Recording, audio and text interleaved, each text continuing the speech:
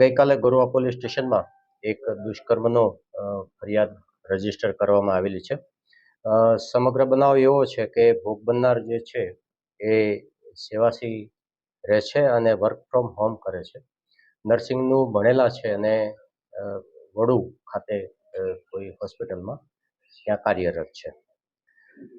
એમના એક મિત્રને એવી વાત કરેલી કે ભાઈ મને વડુ અહીંથી દૂર પડે છે, તો નજીકમાં ક્યાંય નોકરી મળતી હોય તો એ અનુસંધાને એમને એપ્રોચ કરવા માટે ઇન્સિસ્ટ કરેલા હતા.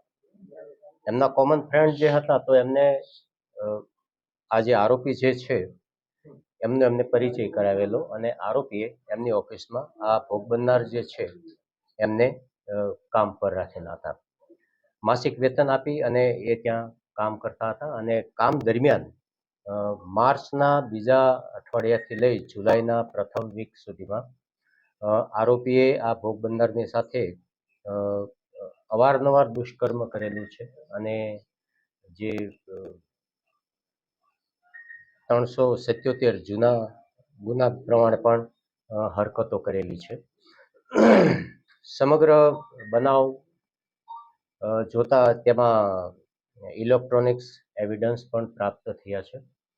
આરોપીને ગઈકાલે જ ગોરવાની ટીમ દ્વારા હિરાસતમાં લેવામાં આવેલ છે અને આ અંગેની તપાસ પોલીસ ઇન્સ્પેક્ટર શ્રી ભારાઈ ચલાવી રહ્યા છે.